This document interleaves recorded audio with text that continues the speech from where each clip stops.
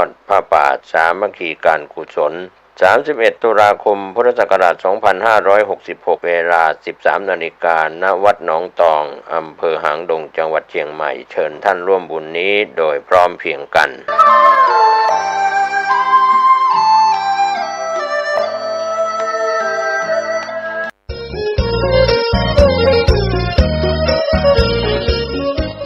การทำบุญตักบาตรน้อมมุทิตารำลึกครูบาเจ้าศรีวิชัยครบรอบ 89 ปีพิธีลงจอบแรกการสร้างทางขึ้นดอยสุเทพตำบลสุเทพอำเภอเมืองเชียงใหม่จังหวัดเชียงใหม่วันพฤหัสบดีที่ 9 พฤศจิกายน 6:09 นาทีศรัทธาประชาชนพร้อมกันณลานอนุสาวรีย์ครูบาเจ้าศรีวิชัย 6:19 นาทีประธานโดยท่านผู้ว่าราชการจังหวัดเชียงใหม่ถวายเครื่องสักการะครูบาเจ้าศรีวิชัยถวายเครื่องสักการะเจ้าแก้วนวรัตน์พระครูปัญญาสังฆการผู้ช่วยเจ้าอาวาสวัดศรีโสดาพระอารามหลวงนำกล่าวทำถวายเครื่องสักการะครูบาเจ้าศรีวิชัยพร้อมโยงข้าวบาตร 6:29 นาทีพิธีทำบุญตักบาตรรำลึกมุทิตาครูบาเจ้าศรีวิชัยกับพระภิกษุสามเณร219 รูป 7:29 นาทีประธานโดยท่านผู้ว่าราชการจังหวัดเชียงใหม่พระสงฆ์เจริญพุทธมนต์พระธรรมเสนาบดีประธานฝ่ายสงฆ์กล่าวสัมโมทนียกถาเทิดเกียรติคุณครูบาเจ้าศรีวิชัยผู้ว่าราชการจังหวัดเชียงใหม่ประธานฝ่ายคฤหัสถ์กล่าวพบปะศรัทธาประชาชนตามอัธยาศัยกล่าวคำถวายภัตตาหารถวายเครื่องทายทานพระสงฆ์อนุโมทนาแผ่เมตตาวันทาราภะถวายภัตตาหารเช้าแด่พระสงฆ์ในพิธีณลานอนุสาวรีย์ครูบาเจ้าศรีวิชัย 9 นาฬิกาผู้ว่าราชการจังหวัดเชียงใหม่กล่าวเปิดโครงการสักการะครูบารักษาห้วยแก้วท่านสิริพรสิริโสดาผู้อำนวยการสำนักงานคุมประพฤติจังหวัดเชียงใหม่กล่าวรายงานวัตถุประสงค์ของโครงการผู้ว่าราชการจังหวัดเชียงใหม่กล่าวให้โอวาทสมาชิกผู้ถูกคุมเจ้าหน้าที่สำนักงานคุมประพฤติจังหวัดเชียงใหม่อาสาสมัครคุมประพฤติจังหวัดเชียงใหม่นำสมาชิกผู้ถูกคุม70 คนออกบริการสังคมพัฒนาทำความสะอาดรอบอนุสาวรีย์ครูบาเจ้าศรีวิชัยและนำตกห้วยแก้วตามโครงการสักการะครูบารักษาห้วยแก้วเป็นเสร็จพิธีอย่าลืมงานทำบุญตักบาตรน้อมรำลึกครูบาเจ้าศรีวิชัยครบ 89 ปีที่ลงจอบแรกสร้างทางขึ้นดอยสุเทพอำเภอเมืองเชียงใหม่จังหวัดเชียงใหม่พฤหัสบดีที่ 9 พฤศจิกายนช่วงเช้า 6 นาฬิกาเป็นต้นไปเชิญท่านร่วมงานนี้โดยพร้อมเพรียงกันขึ้นไปถึงจะได้ถึงจะปักเตาไฟขึ้นไปง่ายสวัสดีครับท่านผู้ฟังพบกับรายการเกษตรเพื่อชีวิตสำหรับวันนี้เสนอเรื่องการสร้างความเข้าใจโลกเกษตรก่อนเข้าสู่รายการก็มีธรรมะมาฝากท่านผู้ฟังหัวข้อจากหนังสือพจนานุกรมพุทธศาสตร์ฉบับประมวลศัพท์เรียบเรียงโดยพระเทพเวทีประยุทธ์โตมหาจุฬาลงกรณราชวิทยาลัยพิมพ์เผยแพร่ปี2533หัวข้อธรรมะวันนี้คือสาชีพคำว่าสาชีพก็เป็นคำที่น่าสนใจคำหนึ่งสาชีพแปลว่าแบบแผนแห่งความประพฤติที่ทำให้มีชีวิตร่วมกันเป็นอันเดียวกันได้แก่สิกขาบททั้งปวงที่พระพุทธเจ้าได้ทรงบัญญัติไว้ในพระวินัยอันทำให้ภิกษุทั้งหลายผู้มาจากถิ่นฐานชาติตระกูลต่างๆอันหนึ่งอันเดียวกันนะอันนี้เป็นตัวที่ให้ข้อคิดเรามากนะท่านผู้ฟังนะคือพระองค์ทรง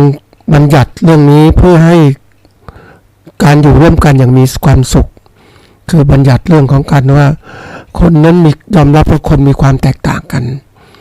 ไม่ว่าจะมาตระกูลไหนนะก็ให้มันเป็นหนึ่งเดียวกันได้คือยอมรับกันได้อยู่ร่วมกันได้นะ ในแง่ตรงนี้ก็เป็นธรรมะสำคัญตัวหนึ่งว่าในสังคมปัจจุบันเหมือนกันเราเกิดเป็นมนุษย์เหมือนกันนะไม่ว่าจะเป็นเกษตรกรกรรมกรนะผู้ทำงานราชการผู้ระดับสูงขึ้นมันมีหลายอย่างมากนี่คือ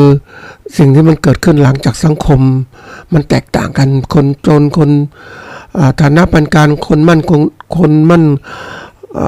มั่งมีนะก็มีความแตกต่างเกิดขึ้นไอ้ความแตกต่างการเป็นอยู่ก็ทำให้เกิดอะไรขึ้นเกิดความเป็นตัวตนนะทีนี้เมื่อเกิดการแบ่งเป็นกลุ่มเป็นเหล่าเกิดขึ้นเป็นกลุ่มเป็นเหล่าเกิดขึ้นมันก็เกิดการที่ว่าฉันดีกว่าคุณแย่กว่าฉันนะมันก็เกิดความอย่างนี้เกิดขึ้นก็เกิดความแตกแยกกันเกิดขึ้นแตกแยกขึ้นเพราะว่าอะไรมนุษย์เราเนี่ยท่านผู้ฟังมันอยู่ในสภาวะของการปรุงแต่งนะปรุงแต่งคือการที่เราอยู่สภาพแวดล้อมใดมันก็ปรุงแต่งคนในคิดอย่างนั้นนี้อย่างคนที่เคยมีฐานะดีอยู่ที่ดีๆสะดวกสบายนะก็ไปเห็นอีกกลุ่มหนึ่งไปอยู่ยังลำบากลำบนมากเลยลำบากเนี่ยนะมันก็จะรู้สึกว่าตัวเองนั้นสูงกว่าคนอื่นเขานะบางคนไปอยู่นู่นสลัมท่านผู้ฟังคงเคยไปสลัมเนาะสลัมที่คนอยู่ก็อัดแน่นมากเลยในกรุงเทพเคยมีนะมีตอนนี้ก็มีอยู่บางจุดนะท่านผู้ฟังก็อยู่ลำบากคนก็อยู่เนี่ยก็ไปเห็นมันความรู้สึกของคนก็แตกต่างกันนะมันอยู่ผูกพันในสิ่งแวดล้อมปรุงแต่งคนทำให้คนมีตัวตนเลยท่านี้มีตัวตนก็ฉันดีกว่าเขานะเขาต่ำกว่าฉันเนี่ยเกิดการแบ่งแยกเกิดขึ้นมันก็กรรมมนุษย์เราเนี่ยอยู่ด้วยกันอย่างเรียกว่า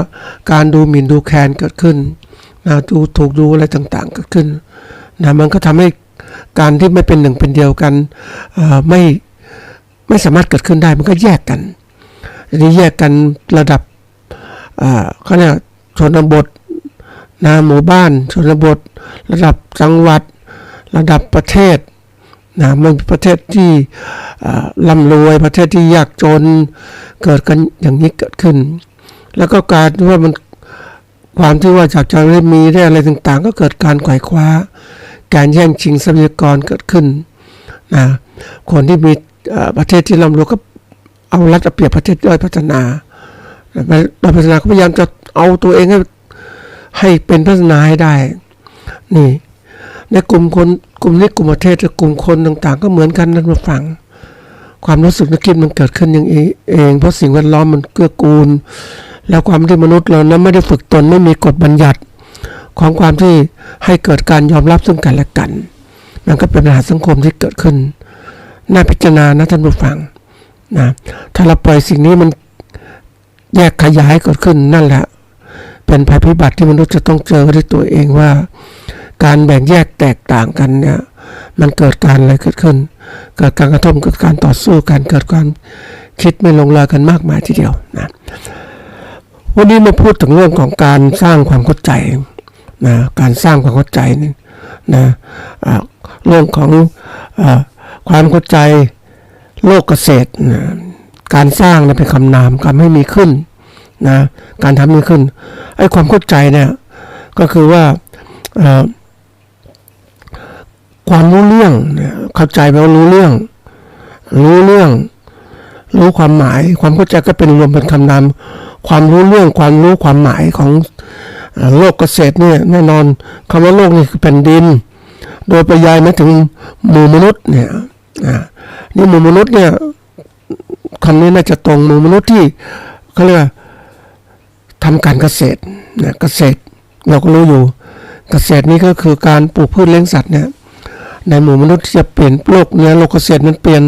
มันเป็นโลกของหมู่คนที่จะทำการเกษตรที่เขาเรียกว่า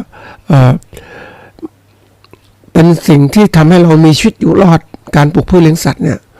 นี่โลกเกษตรมันก็จะเราอยากจะทำเกษตรต่อไปเนี่ยก็เพื่อจะให้เราอยู่รอดได้นี่เรื่องนี้เกิดขึ้นก็คือว่าเรื่องนี้สำคัญของเรื่องก็คือว่าเพื่อให้ เกษตรกรหรือผู้ประกอบการได้เข้าใจและมองสร้างความเข้าใจให้เกิดขึ้นคือรู้เรื่องราวโลกเกษตรให้มันมากขึ้นเพื่อการที่ว่าเราจะต้องเข้าใจแล้วรู้เอาความรู้มาใช้เพื่อการที่ว่าเราทำให้เรานั้น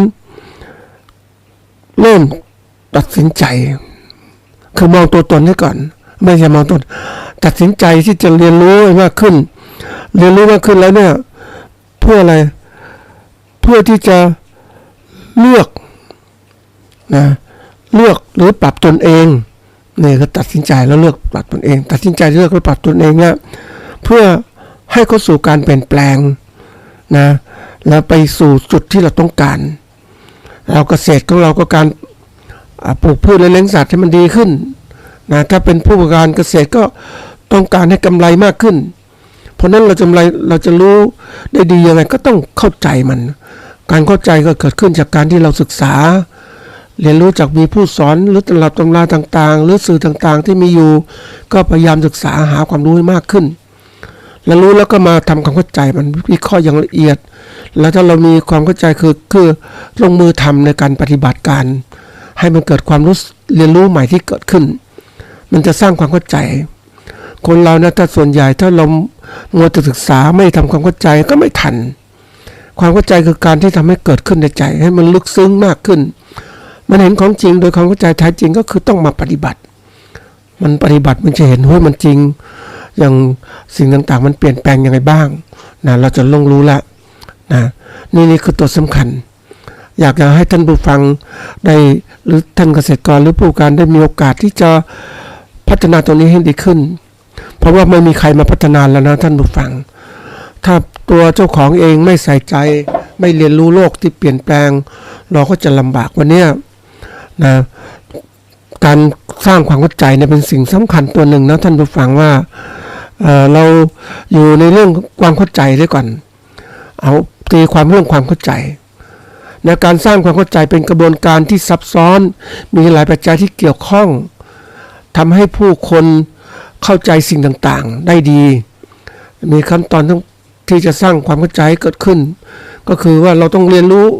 นะอย่างโลกเกษตรเราต้องเข้าใจว่าเฮ้ยเราต้องการทำให้ดีขึ้นแหละทำเกษตรได้ผลผลิตมากขึ้นได้กำไรมากขึ้นสำหรับผู้ประกอบการนะอันนี้เป็นสิ่งที่เราต้องสร้างมันขึ้นมาแล้วก็เราก็มองดูว่าเฮ้ยจะทำไงหาความรู้ได้มากขึ้นนะในใช้สื่อต่างๆแล้วก็ถ้าเรายังดูวัยอายุไม่มากจะเข้าสู่วงการเกษตรก็ต้องศึกษาความรู้เข้าห้องเรียนเข้าอะไรต่างๆแต่เราจบมาแล้วเนี่ยก็ต้องมีการศึกษาที่ต่อเนื่องนะต่อเนื่องเพื่อเราจะได้รับรู้ข้อมูลใหม่ๆมากขึ้นเข้าใจสิ่งใหม่ๆมากขึ้นแล้วก็ให้เวลากับตนเองนะในการที่จะดำเนินการต่างๆนะรับฟังความรู้ปรับปรุงตนเองนะแล้วก็รู้จักใช้เทคโนโลยีต่างๆด้วยให้มันทันสมัยเกิดขึ้น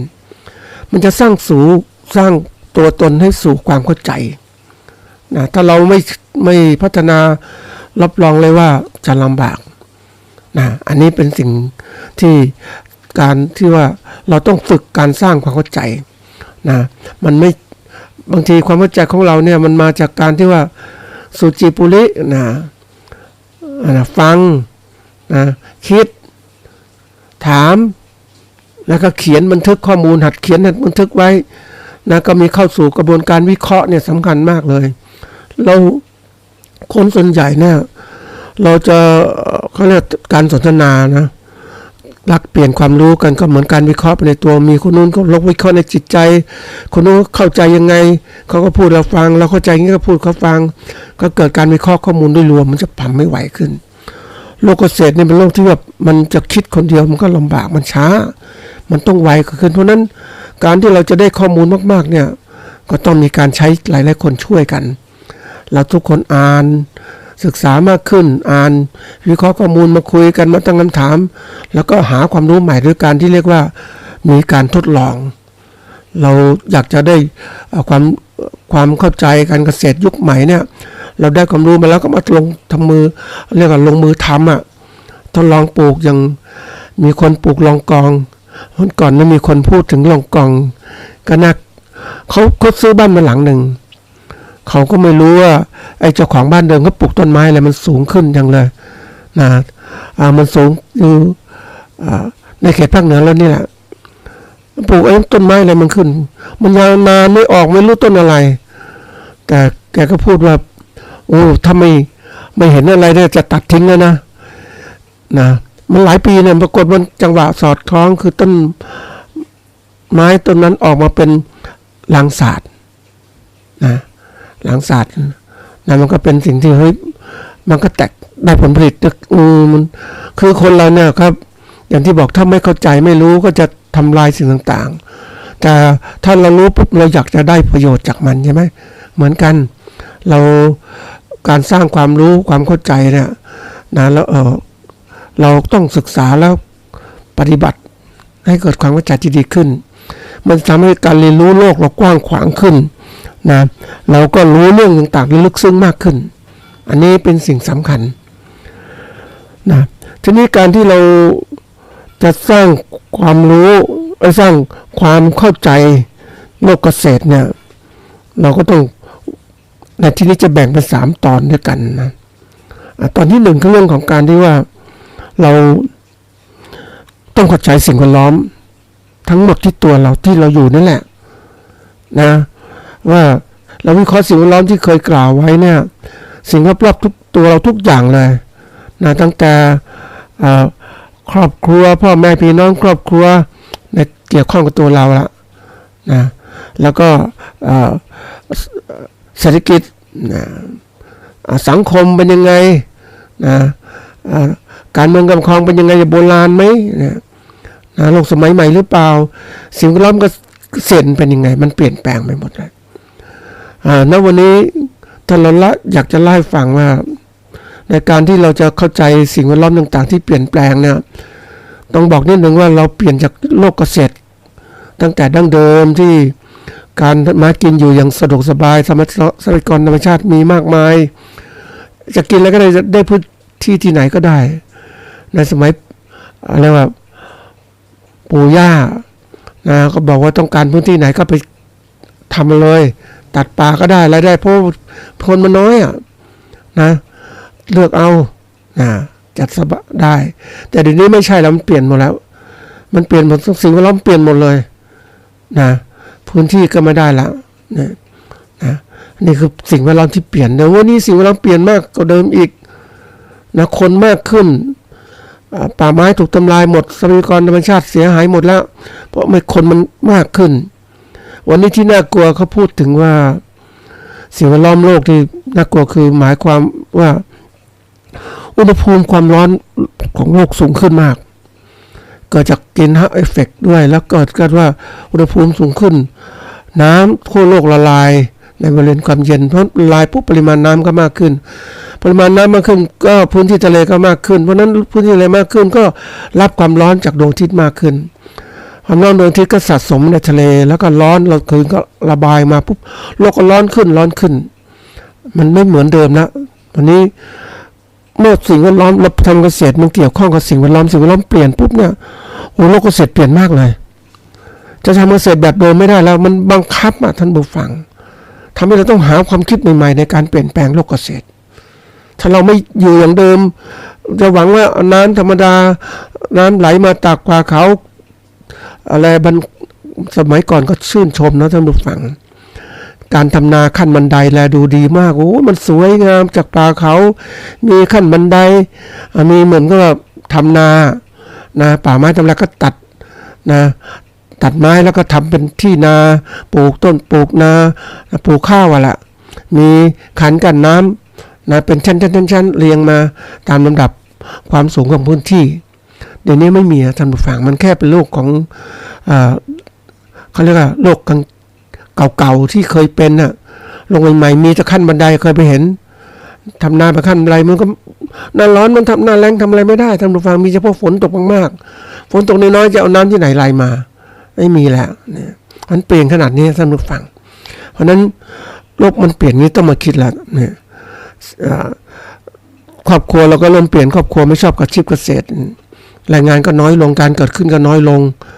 นะเศรษฐกิจแย่มากเลยอย่างนี้ว่าเศรษฐกิจเกษตรเนี่ยต้องบอกตรงๆว่าคนเข้าใจนะการประกอบเกษตรการเกษตรนั้นต้นทุนมันสูงมันเปลี่ยนแปลงเยอะแยะไปหมดเลยเกษตรกรจะต้องมีความรู้ที่มากขึ้นถ้าไม่มีความรู้มากขึ้นก็กลายเป็นเกษตรกรเหมือนเดิมท่านผู้ฟังก็ถูกพ่อค้ารัฐเปรียบก็อยู่แค่นี้อยู่อย่างพอมีพอกินพอใช้อย่างเงี้ยแต่ไม่สามารถขยับขยายได้เลยเพราะอะไรรู้ไหมเพราะเราไม่มีความสามารถเรื่องการตลาดถูกเอาเปรียบอันที่สองเราความสามารถการผลิตก็เท่าเดิมความรู้ใหม่ก็ไม่ค่อยมีมากมายมันไปไม่ไหวท่านผู้ฟัง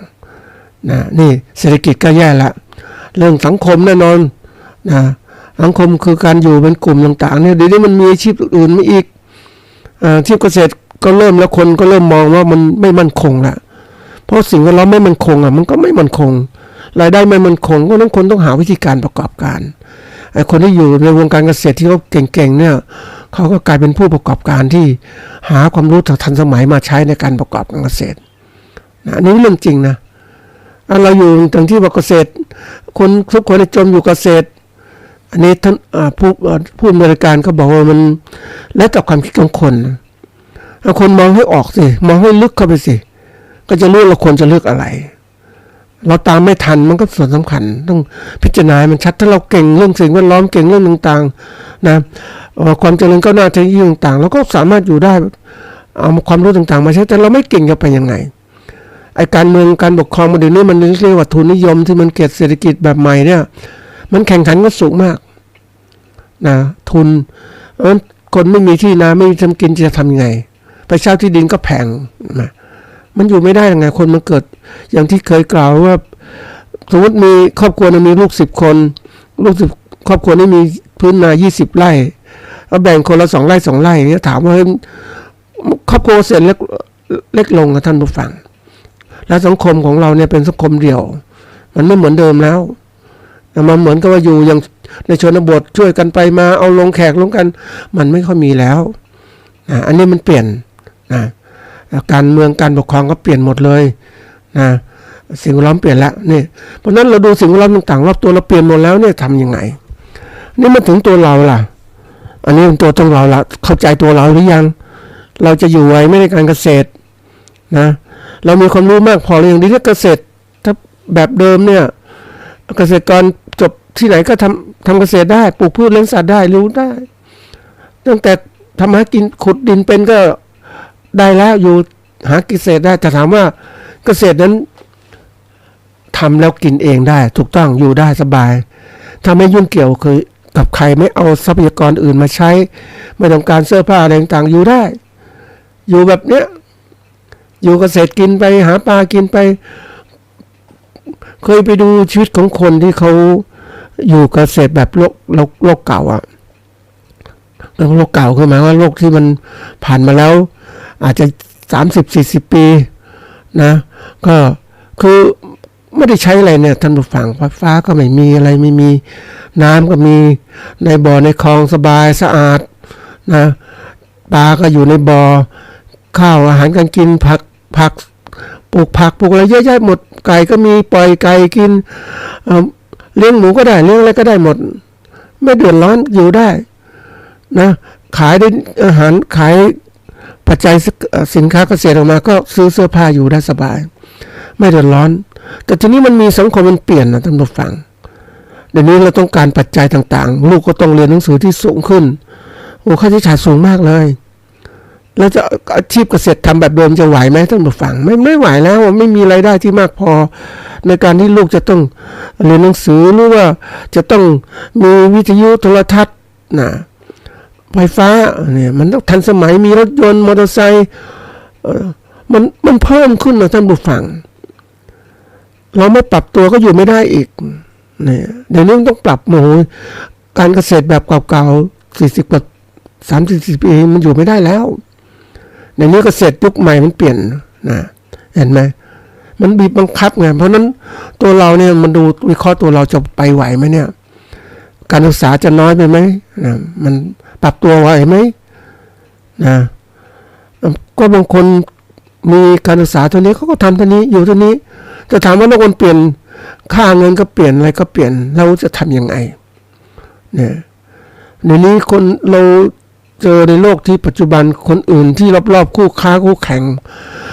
เราเปลี่ยนแปลงอย่างคู่แข่งเป็นผู้ประกอบการเกษตรรายใหญ่ๆอย่างเงี้ยเข้ามาลงทุนในเกษตรเราจะสู้ไหวไหมเนี่ยคือตรงนี้ต้องบอกนะท่านผู้ฟังผู้ประกอบการไม่ใช่รายใหญ่อย่างเดียวรายที่เป็นผู้ประกอบการ SME ต่างๆที่เกิดขึ้นมาเขาก็ทำการเกษตรเขาเก่งอ่ะเขาใหญ่กว่าเราอ่ะเราจะเกษตรแบบเดิมๆอย่างเงี้ยมันไม่ไหวแล้วท่านผู้ฟังนี่หัดวิเคราะห์ตนเองวิธีการวิเคราะห์ตนเองก็คือดูว่าเราทำเกษตรของเราแล้วมีรายได้มีกำไรไหมหัดวิเคราะห์มีกำไรไหมทำแล้วแต่ละปีมีกำไรไหมไม่ใช่เอาว่าพอมีพอกินแล้วถามว่าสถานการณ์ถ้าพอมีพอกินหลังจากนั้นเปลี่ยนแปลงก็ทำไงสิ่งที่เราเปลี่ยนแปลงค่าเงินสมมติแต่ก่อน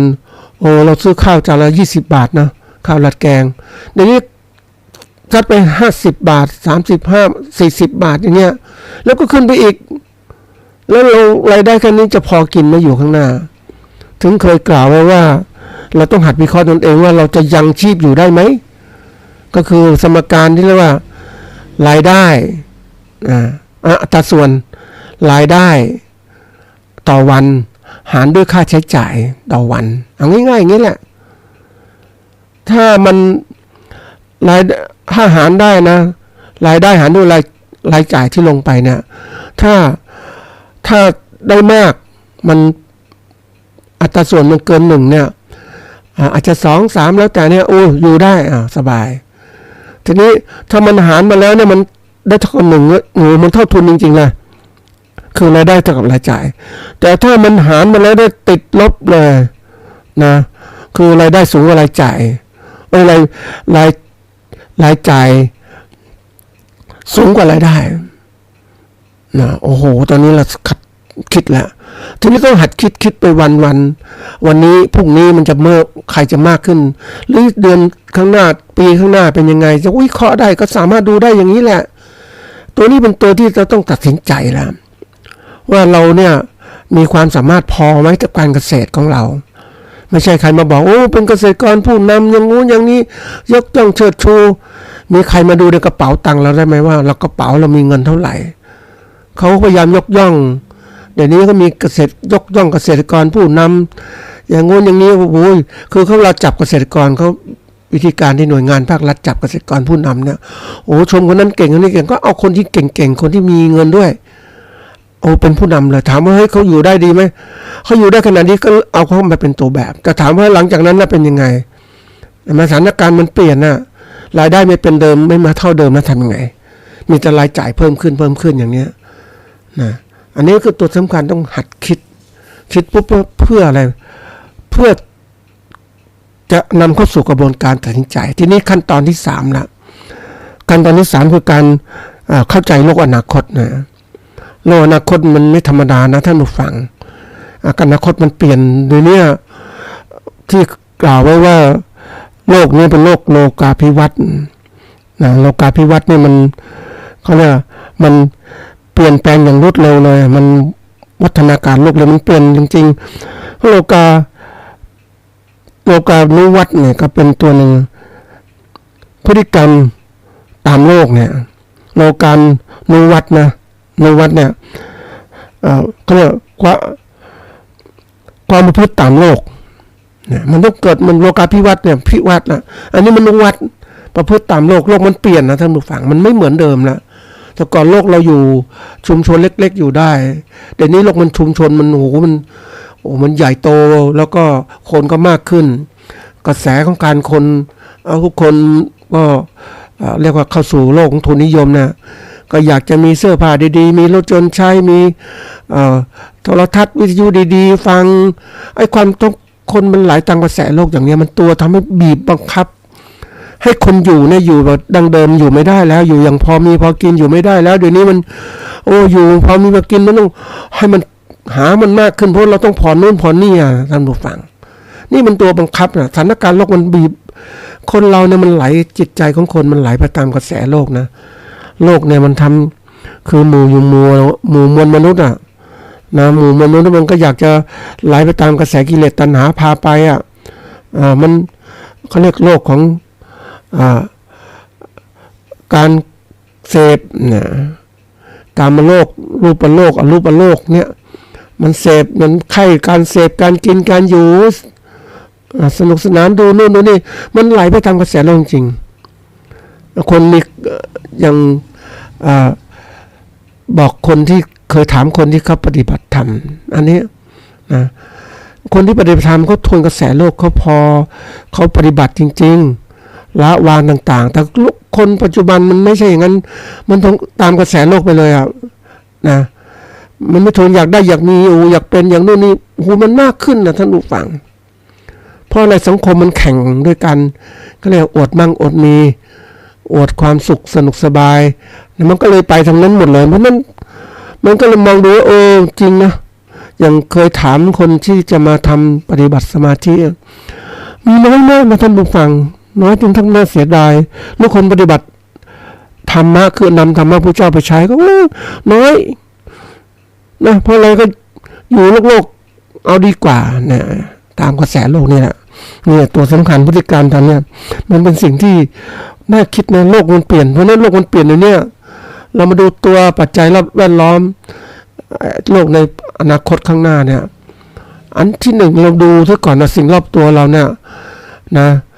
คือเอาตัวแบบเดิมเนี่ยมาวิเคราะห์ก่อนนู้นนะในสมัยก่อนและสมัยปัจจุบันดูสิ่งแวดล้อมก็คือเหมือนกันคือปัจจัยเขาเรียกว่าครอบครัวเอาตัวอย่างครอบครัวพี่น้องเนี่ยเดี๋ยวนี้มันเป็นครอบครัวเดี่ยวมากมายนะท่านผู้ฟังนะไม่ค่อยช่วยเหลือกันเท่าไหร่หรอกนะสืบทอดตามอะไรสายเลือดก็จริงแต่ก็แยกกันอยู่เยอะแยะไปที่ต่างๆแต่ก่อนอยู่แบบกงสีช่วยกันเดี๋ยวนี้ไม่ละต่างคนเวลาแต่ตัวมีครอบก็ไปแล้วครอบครัวเล็กลงลูกก็ไม่ค่อยมีหรือมีก็มีน้อยเนี่ยอันนี้คือตัวอย่างสังคมเปลี่ยนละหลังอันถัดมาคือเมื่อสังคมเปลี่ยนปุ๊บเนี่ยนะอันนี้ญาติพี่น้องเปลี่ยนแล้วเศรษฐกิจจะเป็นไงบ้างเศรษฐกิจมันก็แข่งขันทุนนิยมมหาศาลเลยการซื้อขายแลกเปลี่ยนมีคนมีเงินซื้อนะเนี่ยซื้อขายกันแล้วโลกของทุนนิยมเข้าไปสู่การอะไรแข่งขันเอารัดเปรียบกันตลอดเวลานี่สังคมของเราก็สูงวัยเดี๋ยวนี้ใครสูงวัยปุ๊บก็มีใครเลี้ยงไหมไม่ค่อยมีใครเลี้ยงละไปส่งบ้านพักคนชราอย่างเนี้ยลูกหลานก็ต่างคนต่างไปทำมาหากินกันมันไม่มีใครสนใจมันซะก่อนละทุนนิยมประเทศปกครองแบบเนี้ยอย่างเนี้ยเป็นทุนนิยมมากขึ้นเสรีนิยมมากขึ้นมันไม่เหมือนเดิมละมันเปลี่ยนแปลงการเมืองก็พักพวกไปอีกแบ่งประโยชน์กันยังไงใครมีอำนาจก็ไปมันรุนแรงมากขึ้นสิ่งแวดล้อมแย่ลงเลยนะอีกตัวหนึ่งที่ว่าวิทยาศาสตร์เทคโนโลยีต่างๆเนี่ยมันพัฒนาไปสู่ความตอบสนองของคนในสังคมมากขึ้นมันทันสมัยมากขึ้นนี่คือสิ่งที่มันบังคับโลกมันเจริญก้าวหน้ามันบังคับทำให้คนที่ต้องศึกษามากขึ้นบางคนเนี่ยบอกสมัยก่อนการศึกษาแค่ป .4 ทำการเกษตรได้แล้วเดี๋ยวไม่พอท่านผู้ฟังจะต้องมากถึงปริญญาตรีนั่นทำเกษตรนั่นที่จะอยู่รอดได้เป็น SME ได้นะต้องมีความรู้เรื่องอื่นๆอีกเพราะอะไรเพราะทุกคนรอบตัวมันศึกษาหมดมันเปลี่ยนแปลงหมดแล้วโลกอนาคตมันเปลี่ยนตัวนี้แหละที่ทำให้สิ่งทุกอย่างต้องเปลี่ยนเมื่อเปลี่ยนอย่างนี้ปุ๊บเนี่ยเรามันต้องดูให้เราจะอยู่อย่างไรล่ะอันนี้มาถึงขั้นตอนละขั้นตอนที่จะต้องมาประมวลผลแล้วว่านะเราเข้าใจสิ่งแวดล้อมในอดีตเป็นยังไงนะเราเคยเป็นยังไงเราวิเคราะห์ตัวเองเข้าใจตัวเองเป็นไงปรับตัวได้ไหมแล้วเข้าใจโลกปัจจุบันเนี่ยอนาคตจะเป็นอย่างไรเราจะอยู่ได้ไหมเนี่ยนี่คืออะไรนี่คือตัวตัดสินใจว่าเราควรจะอยู่ในวงการเกษตรไหมนะเราพร้อมที่อยู่ได้ไหมล่ะถ้าพร้อมอยู่ได้ก็ต้องสู้แต่อยู่ไม่ได้ก็ต้องเปลี่ยนอาชีพเป็นผู้ใช้แรงงานเป็นเกษตรกรในเครือข่ายของนายทุนต่างๆก็แล้วแต่เราต้องคิดละมันเป็นสิ่งที่มันบีบบังคับต้องมาฟังคือเล็กๆนะแต่ก่อนนะเล็กเนี่ยอยู่ได้หมดแล้วทุกที่ทุกทางนะสมัยก่อนอยู่ได้แต่เดี๋ยวนี้ไม่ได้ละเล็กๆอยู่ไม่ได้ใหญ่ๆอยู่ได้ขนาดกลางขนาดใหญ่อยู่ได้นะถ้าคุณเล็กๆคุณไม่มีใครเดี๋ยวนี้คุณไม่มีพวกคุณไม่มีอะไรเชื่อมโยงเขาก็ตัดคุณทิ้งคุณอยู่ไม่ได้คุณแข่งขันไม่ไหว ในนี้เราเห็นการแข่งขันที่สูงมากเลยนี่คือสิ่งที่มันบีบบังคับให้เราต้องตัดสินใจการฝึกการหัดตัดสินใจคือดูประเมินผลข้อมูลที่เรามีอยู่ว่าเราจะเดินต่อหรือจะถอยหลังหรือจะเลิกเราไม่ต้องเลือกแหละแต่ถ้าเราสู้ต่อต้องปรับปรุงตัวเราละปรับปรุงตัวเราคือเราก็ต้องมาเรียนรู้โลกอันนี้พูดในฐานะที่ให้ท่านตัดสินใจทีนี้ถ้าท่านตัดสินใจจะเรียนรู้โลกเกษตรยุคใหม่เนี่ยท่านก็ต้องเข้าสู่การเกษตรยุคใหม่คือหมายความว่าเรียนรู้โลกมากขึ้นละอันนี้ละเราต้องเข้าใจโลกที่เปลี่ยนละนะโลกที่เปลี่ยนคือเราต้องเข้าใจโลกนะโลกของเกษตรกรรมเนี่ยมันเปลี่ยนแล้วเป็นสมัยใหม่มากขึ้นสมัยใหม่มากขึ้นเพราะอะไรความรู้ทางวิทยาศาสตร์นี่มันสูงขึ้นนะเทคโนโลยีเกษตรมันสูงขึ้นจริงๆเลยนะแล้วก็มันเปลี่ยนแปลงตลอดเวลาและที่สำคัญที่สุดคือสิ่งแวดล้อมที่เปลี่ยนตลอดเวลาเช่นกันเราต้องเข้าใจเอาเนี่ยจะเข้าใจตัวแรกเนี่ยแน่นอนว่าสิ่งแวดล้อมสิ่งแวดล้อมเปลี่ยนนะสิ่งแวดล้อมเนี่ยมีตัวหลักๆเลยเนี่ยสิ่งแวดล้อมที่เราพูดถึงคนส่วนใหญ่ชอบเข้าใจสิ่งแวดล้อมเกษตรคือหมายถึงสภาพภูมิอากาศอันนี้ใช่แต่ตัวหนึ่งสิ่งแวดล้อมเกษตรของเราคือสภาพเศรษฐกิจนะสภาพเศรษฐกิจสังคมการเกษตรเป็นยังไงนะแรงงานเกษตรของเราเป็นยังไงมันต้องเรียนรู้แล้วนะทีนี้สิ่งแวดล้อมที่พูดถึงสิ่งแวดล้อมเกษตรเนี่ยภูมิอากาศมันเปลี่ยนแปลงมันมีผลกระทบโดยตรงต่อการเกษตรวิธีการประกอบการเกษตรสมัยใหม่นะแล้วก็มีคนพูดถึงเรียกว่าเกษตรสมัยใหม่เขาหลีกเลี่ยงกับสภาพแวดล้อมมีการสร้างโรงเรือนนะโรงเรือนเนี่ยก่อนไม่มีสนใจสร้างโรงเรือนเกษตรนะปลูกในแปลงต่างๆได้นี่ต้องมีการสร้างโรงเรือนเกษตรเพราะว่าอะไรก็คือต้องการให้พืชปลอดภัยจากการเปลี่ยนแปลงสิ่งแวดล้อมศัตรูพืชก็มาเข้าทำลายต่างๆอากาศก็ร้อนน้ำก็ระเหยเร็วพืชก็โดนแดดมากๆมันใบไหม้เลยล่ะเนี่ยก็ต้องทำโรงเรือนให้มันแล้วทำโรงเรือนปุ๊บว่าระบบการจัดการน้ำเนี่ยน้ำก็มันน้อยลงทหารน้ำที่การใช้น้ำที่ทันสมัยมากขึ้นแรงงานก็น้อยลงก็ใช้เทคโนโลยีต่างๆมาใช้ให้น้ำแบบสปริงเกิลมีคุมด้วยระบบไฟฟ้านะแล้วอยู่นี้มีทันสมัยมากขึ้นคุมด้วยอะไรระบบด้วย AI เข้ามาใช้เลยนะ AI แล้วก็พวกของเครื่องเรียนรู้ทางจักรกลการเกษตรสมัยใหม่มันมีได้ไปดูโรงเรือนที่ทันสมัยนะท่านผู้ฟังมีพัดลมปรับอากาศอุณหภูมิเครื่องควบคุมอุณหภูมิถ้าอากาศร้อนนะมันก็พัดลมมันก็อากาศที่แห้งนะก็มีเครื่องปล่อยสเปรย์น้ำออกมาให้พืชมันอยู่รอดแสงแดดเนี่ยก็มีการปรับนะท่านผู้ฟังโรงเรือนก็จะมีหลังเป็นพลาสติกเสร็จแล้วก็จะมีพวกของการเลื่อนการมีพลาสติกพรางแสงอีกเพื่อลดปัญหาการเกษตรต่างๆโรงเรือนเกษตรสมัยใหม่เลี้ยงไก่ก็ต้องมีระบบต่างๆมากทำได้หลายชั้นพื้นที่ใช้เกษตรคุ้มค่าที่สุดนะเกษตรสมัยก่อนชั้นเดียวนี้ทำ 2-3 ชั้นขึ้นไปนะมันเพื่อเพิ่มพื้นที่การเกษตรให้มากขึ้นนี่ภูมิอากาศแน่นอนมันเปลี่ยนมากนะน้ำก็ต้องหาดีๆสูบยังไงหาที่ไหนมาใช้มันไม่เหมือนเดิมนะเนี่ยอันนี้ตัวอย่างนะที่เขาเรียกว่าเราต้องเรียนรู้สิ่งแวดล้อมแล้ว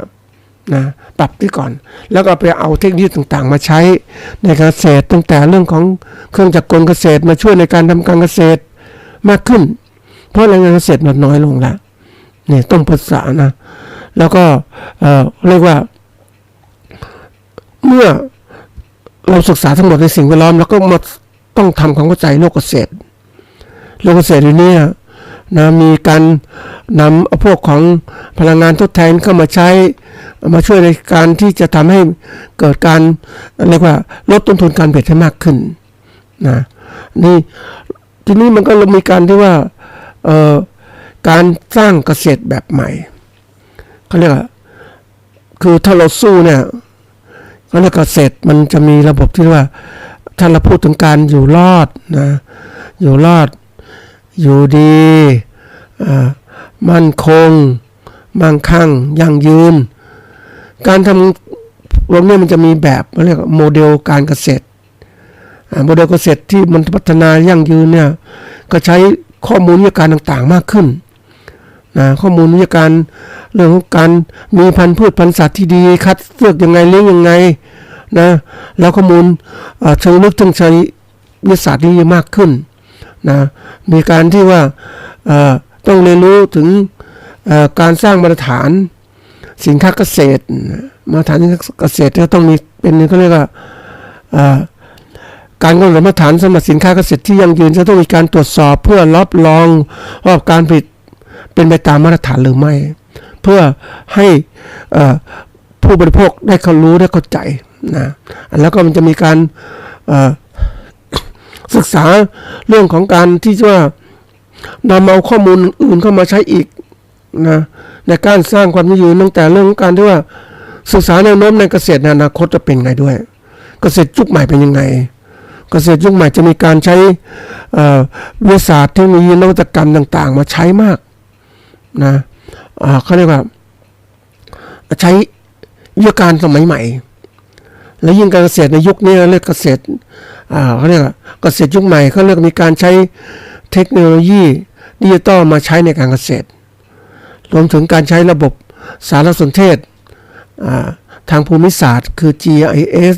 ระบบการเก็บข้อมูลอัตโนมัติเพื่อให้การเกษตรเป็นไปได้อย่างมีประสิทธิภาพแล้วก็มีข้อมูลที่เป็นประโยชน์ต่อไปในนี้เขามีเรียกว่าการควบคุมอุณหภูมิต่างๆการเปลี่ยนแปลงต่างๆเขาเก็บข้อมูลวิเคราะห์นะก็เอามาจัดการการเกษตรนะยิ่งโลกเกษตรยุคใหม่ได้ที่บอกว่าการใช้ข้อมูลทางดาวเทียมมาส่องดูการ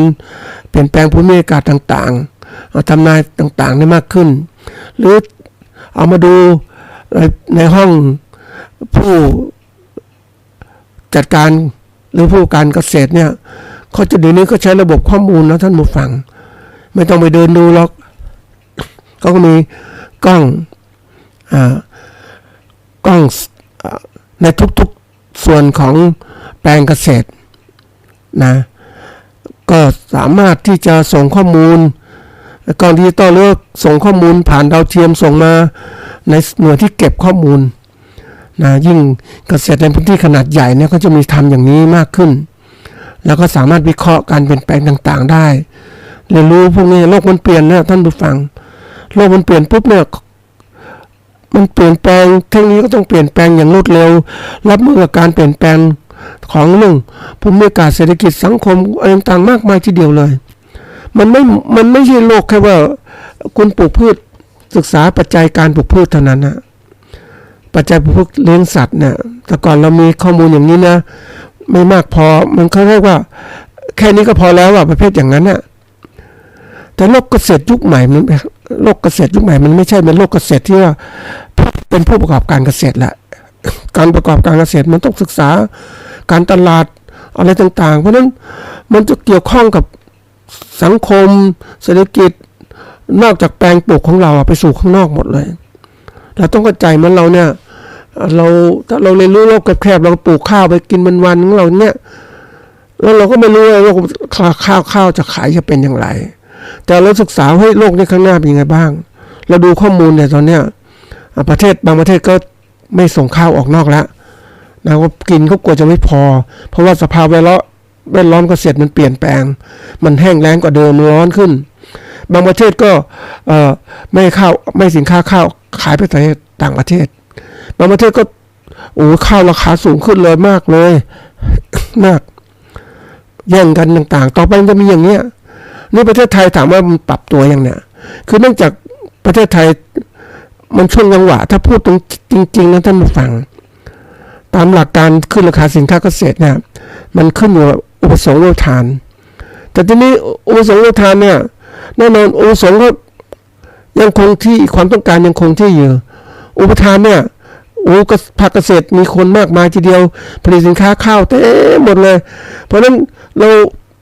เกษตรกรต่างคนต่างอยู่ต่างผลิตขึ้นมาปุ๊บ ก็ไม่มีโอกาสที่ต่อรองว่าให้ราคาต้องปรับตัวตามตลาดโลกแล้วนะ เพราะที่อื่นๆราคาสูงขึ้นมากเลยแต่เราเนี่ยยังขายข้าวราคาเท่านี้นะขายข้าวเท่านี้ว่าเพราะค่าคนกลางมาคุมราคาอยู่แต่ก่อนไม่สามารถเรียกร้องได้เพราะไม่มีอำนาจต่อรองทั้งที่ราคาข้าวตลาดโลกมันสูงขึ้นเห็นนะเนี่ยนี่คือการเราเรียนรู้โลกแล้วนะมันไม่พอเราต้องร่วมมือกันเรียนรู้เรื่องการเมืองทำกลุ่มคนให้มากขึ้น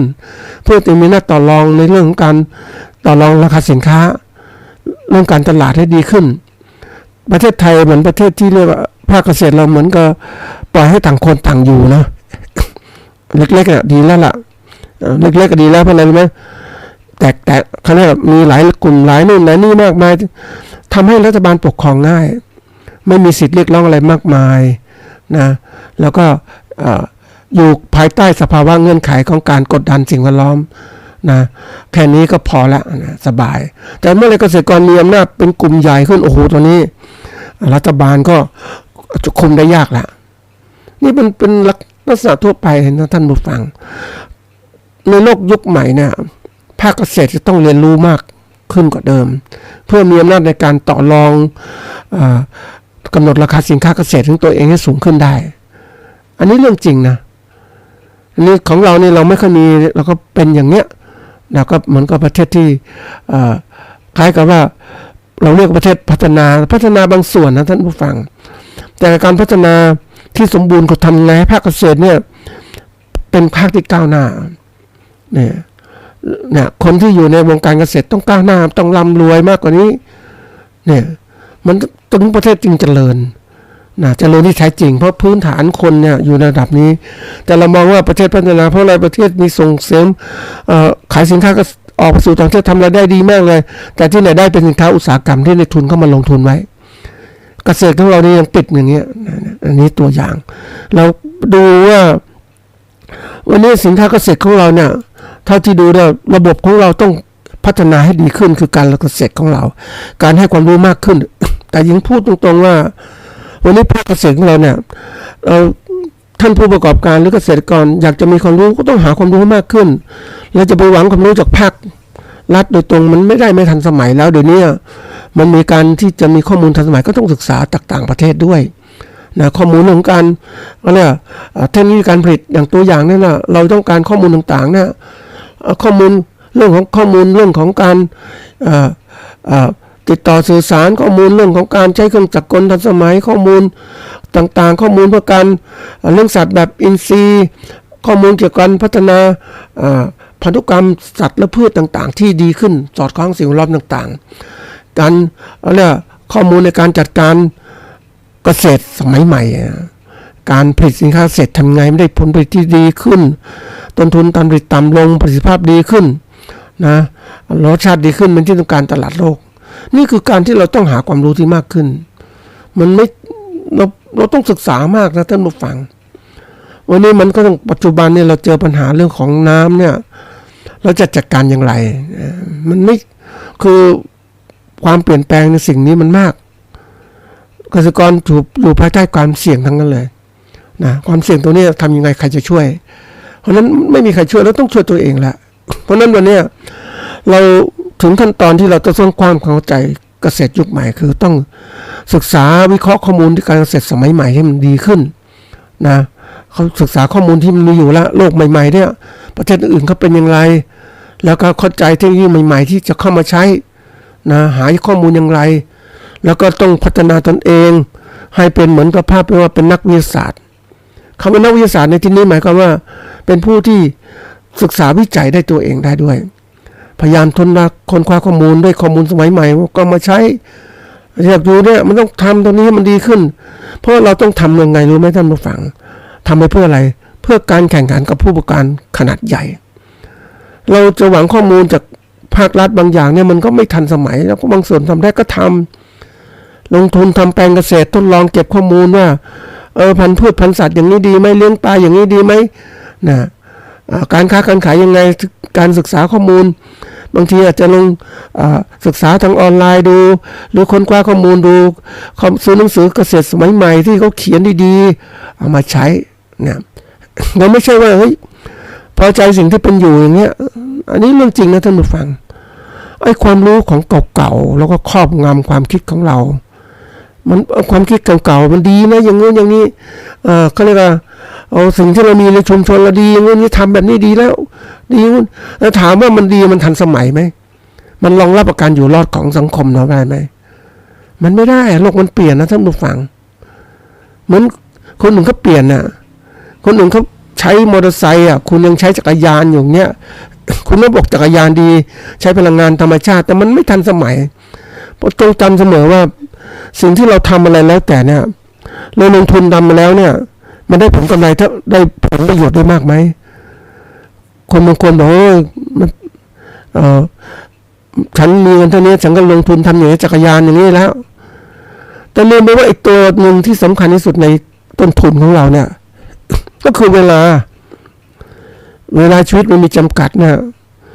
นะเราต้องใช้เวลาอย่างไรเวลาที่เขาคิดถึง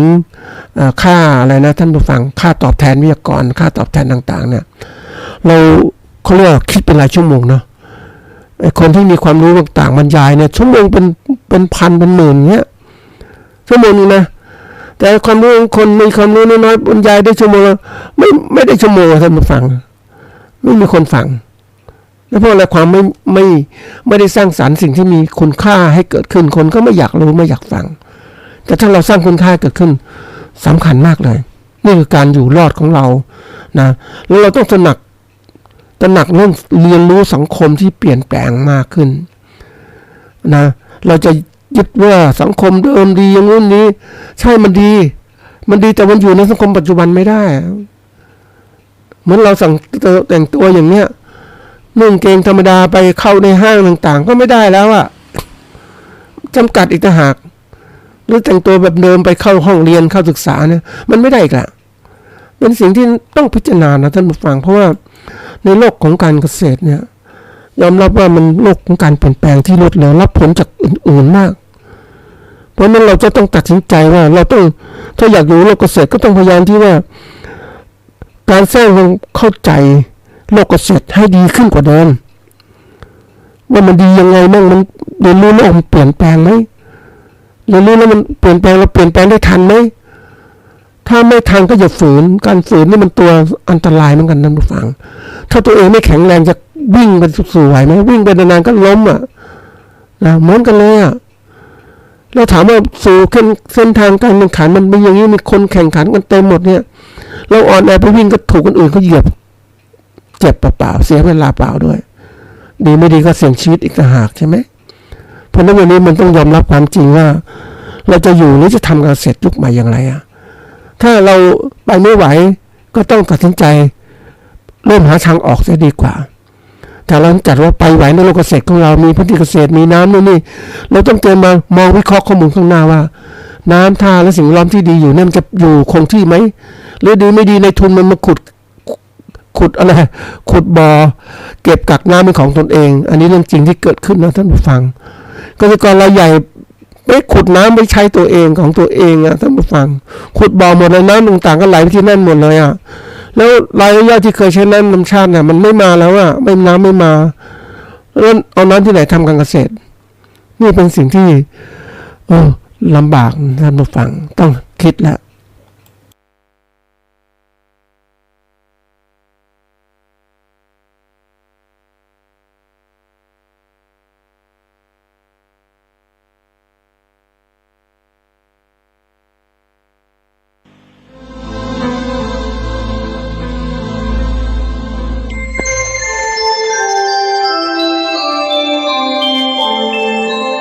ขณะนี้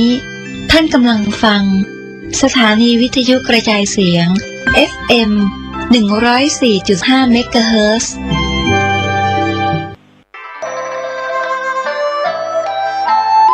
ข่าวสารเพื่อการประชาสัมพันธ์ด้วยทางคณะสงฆ์อำเภอหางดงโรงพยาบาลหางดงและชาวอำเภอหางดงขอเชิญชวนผู้ใจบุญร่วมเป็นเจ้าภาพทำบุญทอดผ้าป่าสามัคคีเพื่อสมทบทุนปรับปรุงห้อง ICU และ ครุภัณฑ์ทางการแพทย์เครื่องช่วยหายใจโรงพยาบาลหางดงทอดถวายณวัดหนองตองตำบลหนองตองอำเภอหางดงจังหวัดเชียงใหม่วันอังคารที่31ตุลาคมพุทธศักราช2566ตรงกับแรม2 ค่ำเดือนเกียงเหนือเวลา 13 นาฬิกาก็ขอเชิญชวนศรัทธานักศีลนักบุญและผู้มีจิตศรัทธาร่วมบุญติดต่อได้ที่พระครูอาทรวิสุทธิคุณเจ้าอาวาสวัดหนองตองเจ้าคณะอำเภอหางดงจังหวัดเชียงใหม่สอบถามรายละเอียด0534641154หรือที่มือถือ0819503471ได้ทุกวันบุญอันยิ่งใหญ่ในการสมทบทุนปรับปรุงห้อง ICU ครุภัณฑ์ทางการแพทย์เครื่องช่วยหายใจโรงพยาบาลหางดงอำเภอหางดงจังหวัดเชียงใหม่งานบุญนี้จะได้ทอดผ้าป่าสามัคคีการกุศล31 ตุลาคมพุทธศักราช2566เวลา 13 นาฬิกาณวัดหนองตองอำเภอหางดงจังหวัดเชียงใหม่เชิญท่านร่วมบุญนี้โดยพร้อมเพรียงกัน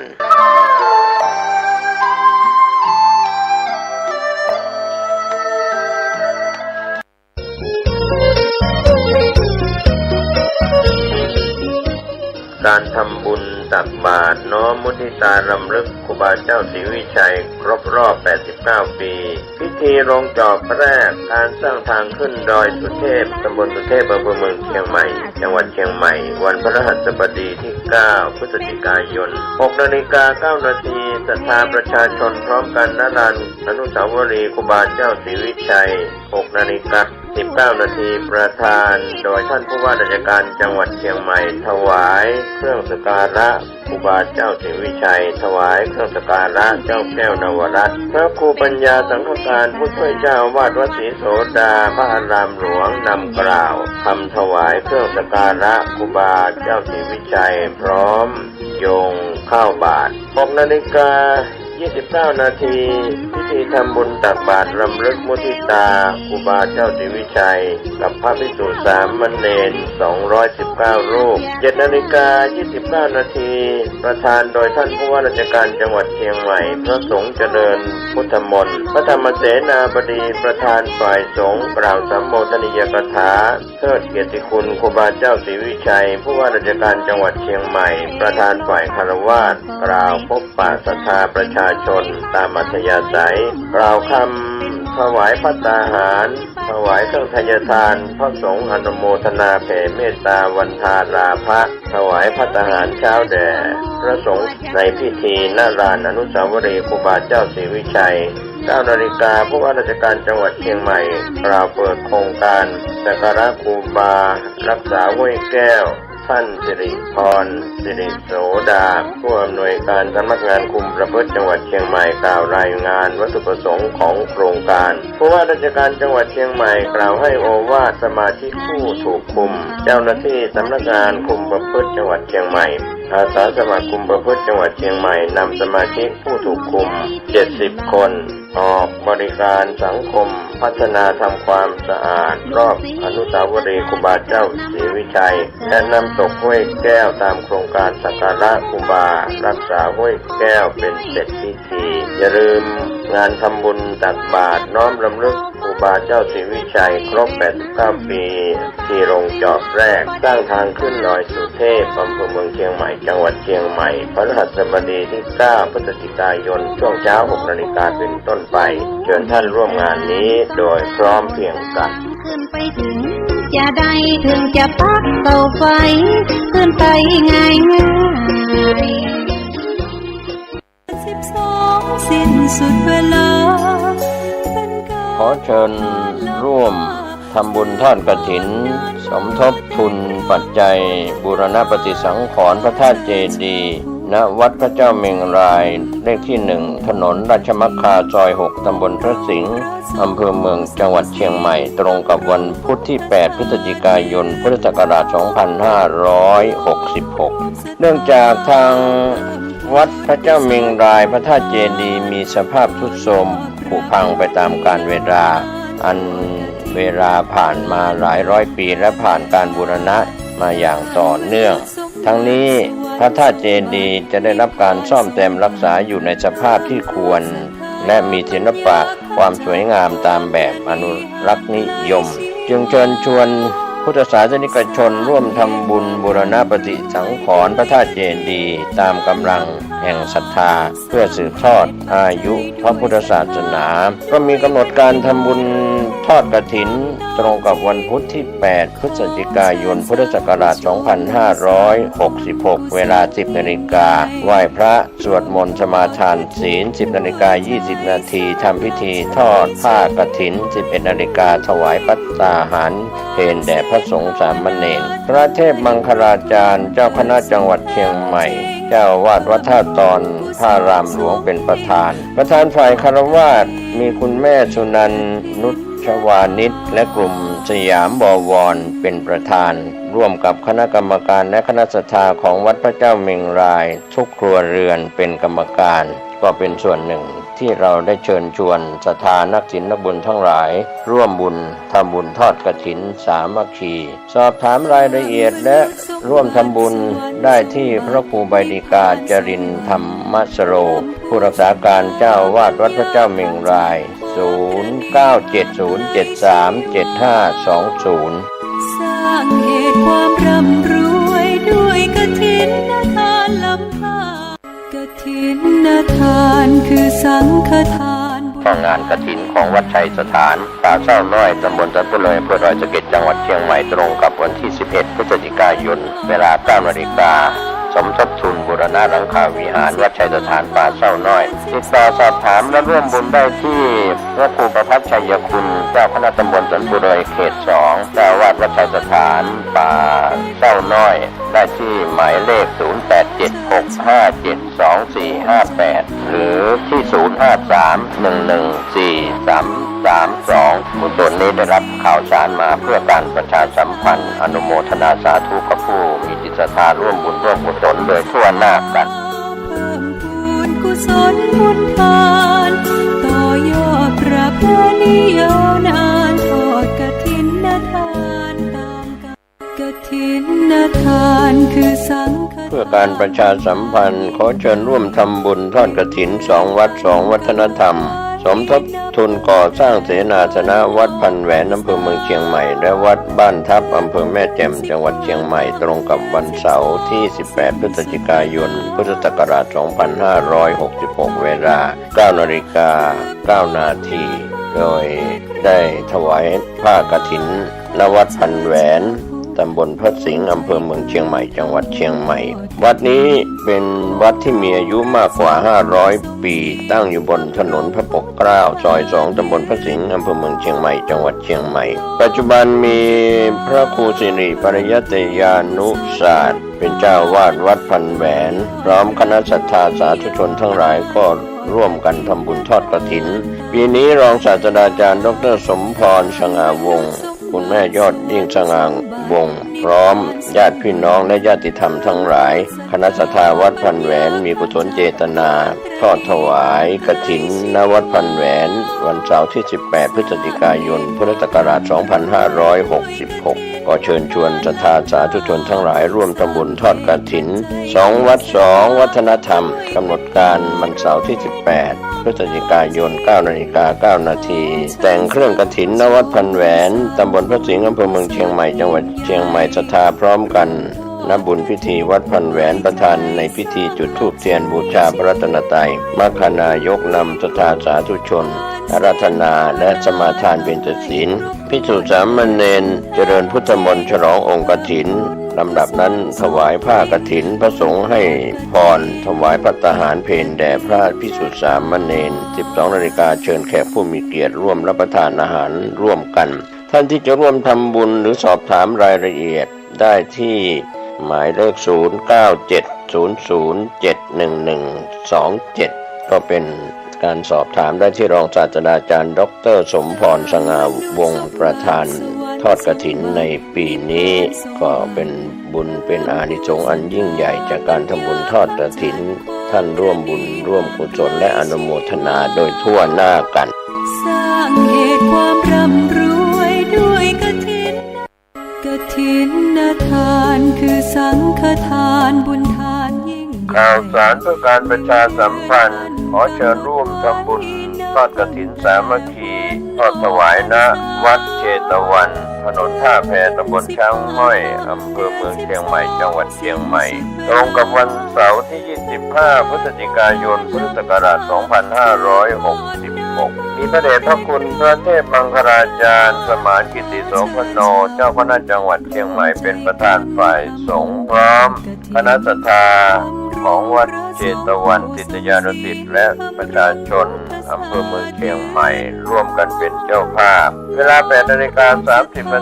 พิธีอัญเชิญพระไตรปิฎกสู่วัดเชตวัน 9 นาฬิกาประธานในพิธีจุดธูปเทียนบูชาพระรัตนตรัยบูชาพระไตรปิฎกประธานฝ่ายสงฆ์กล่าวอธิบายความเป็นมาของพระไตรปิฎกและอานิสงส์การสาธยายพระไตรปิฎกเริ่มสาธยายพระไตรปิฎกบทธรรมจักรปวัตตนสูตรสรุปและแปลบทสาธยายโดยคณะสงฆ์เวลา 10 นาฬิกาที่ทอดกฐินพระสงฆ์กล่าวนำถวายกฐินประธานในพิธีถวายผ้าถวายกฐินพระสงฆ์รับผ้ากฐินและให้พรเวลา 10:45 น.พิธีจุดผางประทีปคณะสงฆ์นำสวดบทอิติปิโส3 จบและนำกล่าวคำบูชาผางประทีปถวายเป็นพุทธบูชาพระเจดีย์3 องค์กล่าวคำแผ่เมตตามีการแสดงฟ้อนม่านมุ้ยเชียงตาถวายเป็นพุทธบูชาเสร็จพิธีเวลา 11:30 น.ถวายพระสาหารเพลแด่พระสงฆ์สามเณรท่านที่จะร่วมทำบุญผ่านบัญชีธนาคารกรุงไทยชื่อบัญชีนางธิราพร ณ เชียงใหม่เลขที่บัญชี 089-015-1555 ติดต่อสอบถามและร่วมทำบุญได้ที่คุณธิราพร ณ เชียงใหม่ผู้ประสานงานมือถือ 094-528-9593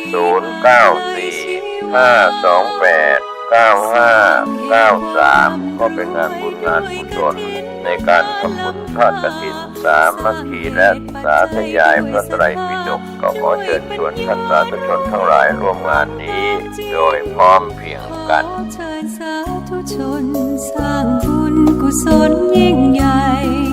ร่วมทอดกฐินด้วยใจโศกพรรษาถึงขึ้น15 ค่ำเดือน 12ข่าวสารการกุศลกำหนดพิธีทำบุญทอดกฐินมหาวิทยาลัยเชียงใหม่ประจำปีพุทธศักราช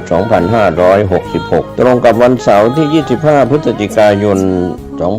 2566 ทอดถวายกับพระภิกษุสงฆ์ที่จำพรรษาท่วนไตรมาส ณ วัดฝายหิน ตำบลสุเทพ อำเภอเมืองเชียงใหม่ จังหวัดเชียงใหม่ 13:30 น.ตั้งขบวนแห่องค์กฐินและบริวารของมหาวิทยาลัยเชียงใหม่ขบวนแห่องค์กฐินและบริวารจากทุกคณะสถาบันสำนักและส่วนงานต่างๆพร้อมกันชมการแสดงของชมรมพื้นบ้านล้านนาสโมสรนักศึกษามหาวิทยาลัยเชียงใหม่ 14 นาฬิกาเคลื่อนขบวนแห่องค์กฐินและบริวารเข้าสู่วัดฝายหินมหาวิทยาลัยเชียงใหม่ประธานในพิธีจุดธูปเทียนบูชาพระรัตนตรัยถวายตาลปัตรใหม่แด่ประธานสงฆ์ไหว้พระสมาทานเบญจศีลสุมาครัวตาลโอกาสเวรตาลตามประเพณีล้านนาประธานในพิธีกล่าวนำถวายผ้ากฐินแด่พระสงฆ์น้อมนำผ้าไตรกฐินผ้าไตรคู่สวดวางบนพานแว่นฟ้าด้านหน้าพระสงฆ์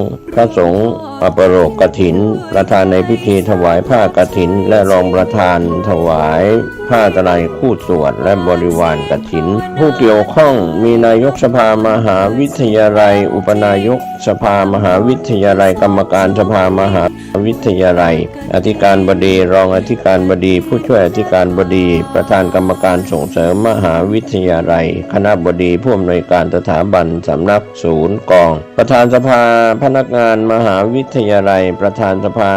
นักศึกษามหาวิทยาลัยเชียงใหม่นายกสโมสรนักศึกษามหาวิทยาลัยเชียงใหม่ประธานคณะกรรมการกลางหอพักนักศึกษามหาวิทยาลัยตามลำดับต่อจากนั้นพระสงฆ์อนุโมทนากรวดน้ำรับพรเป็นเสร็จพิธีก็เป็นส่วนบุญส่วนกุศลการทำบุญทอดกฐินกับพระสงฆ์ที่จำพรรษาท่วนไตรมาสของวัดฝายหินตำบลสุเทพอำเภอเมืองเชียงใหม่จังหวัดเชียงใหม่25 พฤศจิกายนเวลา 13 นาฬิกาเป็นต้นไปณวัดฝายหินตำบลสุเทพอำเภอเมืองเชียงใหม่จังหวัดเชียงใหม่เชิญท่านร่วมอนุโมทนาร่วมทำบุญติดต่อสอบถามรายละเอียดเพิ่มเติมได้ที่หมายเลขมือถือ 0879152924 ได้ทุกวัน สุขแท้จริงเพิ่มบุญกุศลสูงยิ่งบุญทอดกฐินกฐินทานกฐินทานคือสังฆทานบุญทานยิ่งใหญ่1 เดือนท่านกำหนดไว้นับตั้งแต่วันออกพรรษาถึงขึ้น15 ค่ำเดือน 12สิ้นสุดเวลาเป็นการละทานล้ำค่าสืบทอดนานมาแต่ครั้งข่าวสารเพื่อการประชาสัมพันธ์กำหนดการทอดกฐินสามัคคีของวัดสันต้นม่วงเหนือตำบลสำราญราชอำเภอดอยสะเก็ดจังหวัดเชียงใหม่ตรงกับวันที่19 พฤศจิกายนพุทธศักราช 2566 เวลา 9 นาฬิกาเป็นต้นไปอานิสงส์ของการทำบุญทอดกฐินก็จะได้